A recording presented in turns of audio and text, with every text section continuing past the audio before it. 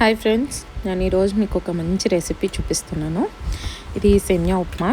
అంటే బ్యాచిలర్స్ చేసుకునే గబగబా అయిపోయే 5 మినిట్స్ సేమియా ఉప్మా అయితే కాదండి. సో దీనికి జస్ట్ నేను సింపుల్గా చూపిస్తున్నాను, షార్ట్ కదా. సో జస్ట్ సింపుల్ పోపు వేసేసుకున్నాను. ఇది మా అత్తయ్య నేర్పించి మా అత్త దగ్గర నేర్చుకున్నాను ఇది. సో కొంచెం జీలకర్ర, ఆవాలు, పచ్చిమిరపకాయలు వేసాను. పచ్చిమిరపకాయలు కొంచెం వేగాక ఎర్రగడ్డలు వేసుకుంటున్నాను. అంటే ఆనియన్స్, ఎర్రగడ్డలు అంటే చాలా మందికి తెలియకపోవచ్చు. ఉల్లిపాయలు వేసాను. అవి కూడా బలబల తిప్పేసి కొంచెం సాల్ట్ వేసుకున్నా. తొందరగా వేగాలి కదా, ముందే తలనొప్పి పేషెంట్స్. సో తొందరగా చేసేసా. ఇది వేగేసేటప్పుడు కొంచెం కరివేపాకు వేసా. ఈ కరివేపాకు కూడా వేగిందన్నాక కొంచెం జీడిపప్పులు వేసా. కొంచెం వేసుకోవాలి, ఎందుకంటే కొంచెం పక్కన పెట్టుకొని మనం తినాలి.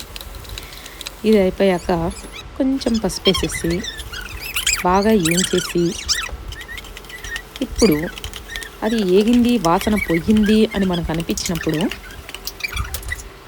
క్యారెట్, బీన్స్ అంటే మీకు నచ్చినవన్నీ వేసుకోవచ్చు.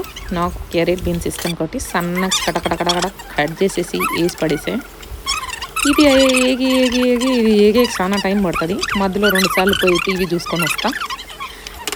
ఇలా ఏగిన తర్వాత కొంచెం అలా కలిపి మూదేసేసి పోయి టీవీ చూసుకొని రావాలి. మళ్ళీ మధ్యలో వచ్చి గెలుపుతూ ఉండాలి, లేదంటే మాడిపోతుంది. ఎంత నాన్ స్టిక్ అయినా సరే మాడిపోతుంది.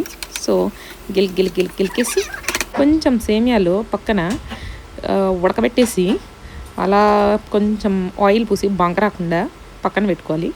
సో అవి కూడా దీంట్లో వేసేయాలి. ఒక చేత్తో ఫోన్ పట్టుకొని ఒక చేత్తో కలపడం కష్టం కాబట్టి నేనేం చేస్తానంటే 1 గంట కలిపా. సో అది అయిపోయిన తర్వాత, గంట అయిపోయిన తర్వాత ఇది చూస్తే ఇలా యమ్మీగా వచ్చింది.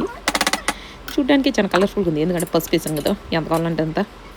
సో ఈ పసుపు టేస్ట్ చేస్తాం. అలసిపోయానండి, చాలా చెమటలు వచ్చేసి. ఇప్పుడు తింటున్నాను.